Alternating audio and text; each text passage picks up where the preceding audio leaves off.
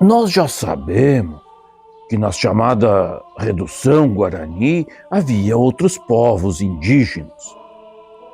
Quem sabe a gente podia falar um pouco da família dos G? Argemiro, você sabe que existem diversas evidências históricas, geográficas e linguísticas que indicam que os povos chamados de Gualachos na literatura jesuítica são povos da família G.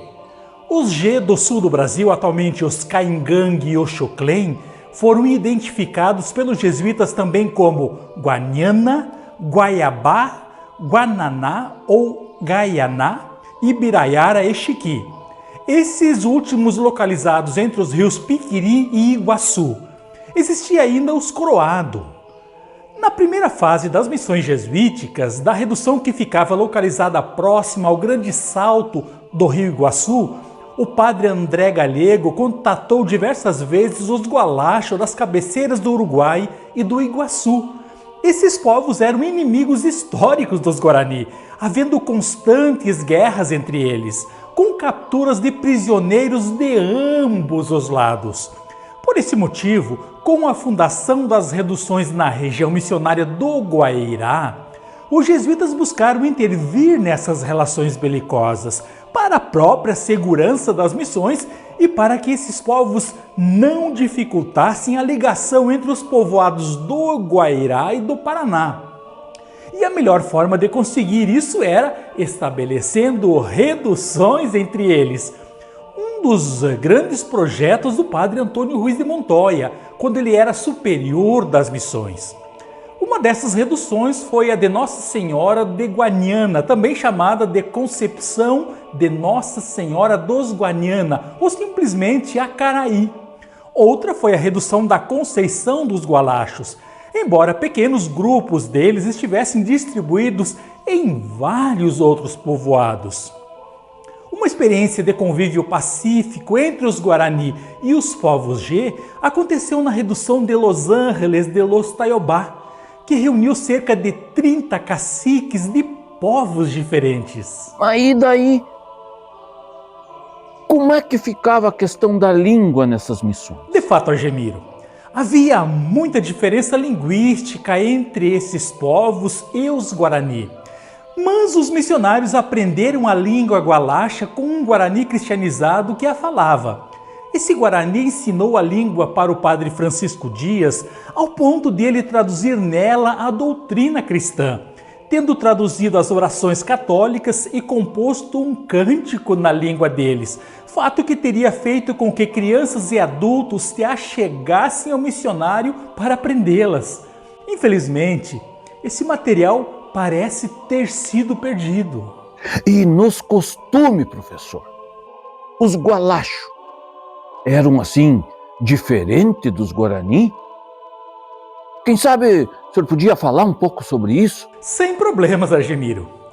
Entre os Xiqui, uma de suas parcialidades, os jesuítas perceberam que as mulheres tinham muita autoridade sobre seus maridos. Eles deixaram registrado que os homens possuíam uma única mulher, para eles emprestada, pois não existia casamento fixo e estável entre os gualachos. Eles percebiam que os Guarani tinham autoridade sobre a mulher para retê-la ou dispensá-la, mas os gualachos não, pois sua mulher, por motivos muito leves, se separava do marido e tomava outro, de modo que os homens as deixavam fazer o que quisessem, dizia o missionário. Escandalizados, os missionários diziam que elas cuidavam muito pouco de seus maridos e que isso era diferente entre os Guarani, não lhes preparando comida nem outra coisa além de criar seus filhos e fazer um pouco de xixa, que era uma bebida fermentada de alto teor alcoólico, feita com mel silvestre. Fisicamente, os Xiqui eram mais altos e a cor da pele era mais clara se comparados aos Guarani. Eles se vestiam com roupas feitas com urtigas. Muitos dos homens andavam nus, mas todas as mulheres andariam vestidas. Apesar de serem extremamente recatadas, os missionários as consideravam muito intrometidas.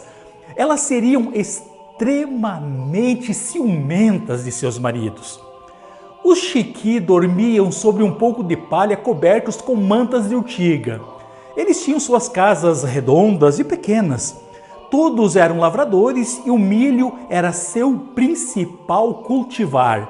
Comeriam pouco e seu sustento era a base de pinhões e de caça de veados, porcos e antas, animais que eram capturados com flechas e armadilhas feitas em forma de cestos muito longos e grandes. Eles teriam o costume de chorar longamente seus mortos, e se fosse cacique ou um parente próximo, matavam 2 ou 3 pessoas ou até mais, conforme a sua importância. Metade homens e metade mulheres, para que na outra vida acompanhassem os homens e as mulheres fizessem xixa. O modo que tinham de enterrar os mortos começava pelo choro a ele em casa, até que suportassem o odor. Depois o levavam ao campo perto do povoado ou da roça dos parentes e lá faziam uma estrutura alta do chão, com a altura de uma pessoa, e nela colocavam o corpo coberto de palha. Com o sol e o frio, o corpo secava e depois de seco faziam muita xixa. Limpavam o local e todos se sentavam para beber, enquanto outros queimavam o corpo no meio daquele espaço. Depois recolhiam os ossos e faziam um buraco para enterrá-lo. Construíam uma casinha muito pequena, redonda, sobre a sepultura, onde cabia uma pessoa sentada. E todo ano os parentes limpavam aquele lugar e os caciques erguiam um monte de terra sobre a sepultura. Eles não possuiriam templos, mas seus líderes religiosos eram muito atuantes, principalmente na emissão de oráculos após consultar porongos com erva. Outras descrições etnográficas dos missionários sobre os Gualacho indicam que havia um fogo no meio da casa e todos se deitavam ao redor dele com os pés voltados para o centro.